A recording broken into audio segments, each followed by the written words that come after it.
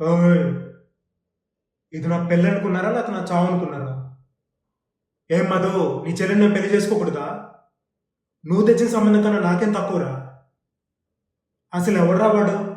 ముష్టి 4,000 రూపాయల జీతం కోసం ఒక తొక్కలో ఆఫీసులో పనిచేసే ఒక ఎదవ.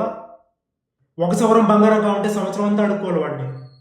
దీపావళికో సంక్రాంతికి ఒక చీర కొనిస్తాడు. ఉమ్మడి కుటుంబంలో నలుగురు పిల్లలతో నీ చెల్లి జీవితాంతం కష్టపడాలా? నేను చూడలేను బాబు. నా గురించి నీకు తెలీదు. నీ చెల్లెల్ని ఎంత బాగా చూసుకుంటాను తెలీదు. మీ నాన్న ఏడవచ్చు, మీ అమ్మ ఏడవచ్చు, నువ్వు ఏడవచ్చారా? నేను హట్ అయ్యాను రా. నేను బాగా హట్ అయ్యాను రా. ఇన్ని రోజులు నాతో తిరిగి ఇంత నువ్వు నన్ను అర్థం చేసుకునింది అవమానం ముందురా. న్యాయంగా నువ్వేం చేయాలిరా? నాకు పూలదండేసి కొత్త బట్టలు కొనిచ్చి రారా శోభనానికి నా చేయి పట్టుకుని లాక్కెళ్ళద్దు.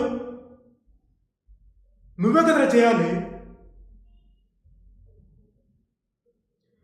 వెళ్ళండి, శోభనానికి టైం అయింది. కావాల్సిన పనులన్నీ చేయండి.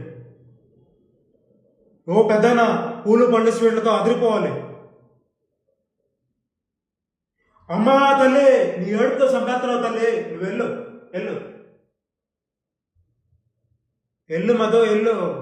నాకు పెళ్లి చేసుకోవాలని ఉండదు, అర్థం చేసుకో.